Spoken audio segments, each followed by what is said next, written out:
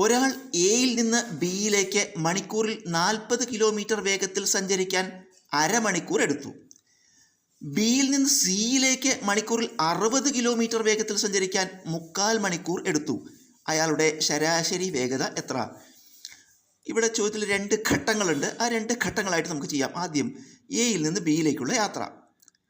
അവിടെ വേഗത നമുക്ക് പറയുന്നുണ്ട് മണിക്കൂറിൽ 40 കിലോമീറ്റർ. സമയം തന്നിട്ടുണ്ട് അരമണിക്കൂർ.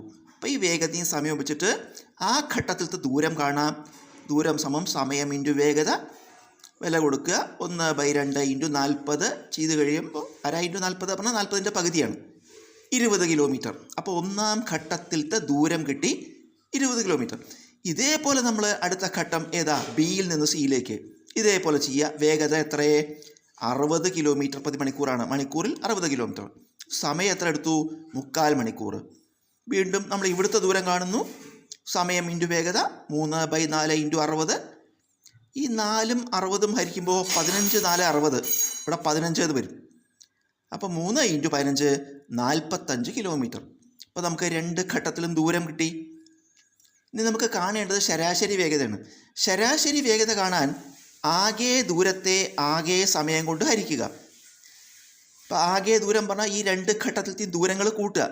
ആദ്യ ദൂരം 20, അടുത്ത ദൂരം 45. കൂട്ടുമ്പോൾ 20 + 45 ഹോൾ ഡിവൈഡഡ് ബൈ ആകെ സമയം, 2 സമയം കൂടി കൂട്ടുക.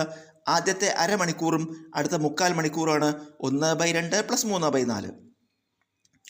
20 45 കൂട്ടുമ്പോൾ 65 ബൈ അരയും 3/4 കൂട്ടിയ 1/4 എന്ന് വരും. 1/4. അപ്പോൾ 65 ബൈ ഈ 1/4 മിക്സഡ് ഫ്രാക്ഷൻ മാറ്റുമ്പോൾ, മിശ്രഭിന്നം മാറ്റുമ്പോൾ 1 4 4 1 5/4 എന്ന് വരും. ഇത് നമ്മൾ എന്ത് ചെയ്യണം? ഛേദത്തിൻ്റെ റെസിപ്രോക്കൽ കൊണ്ട് ഗുണിക്കണം, ഛേദത്തിൻ്റെ വിക്രമം കൊണ്ട് ഗുണിക്കണം. അപ്പോൾ 65 ഇൻറ്റു തിരിച്ചിട്ടു 4/5. ഈ 65ഉം 5ഉം ഹരിക്കുമ്പോൾ 13 എന്ന് വരും. 13 5 65.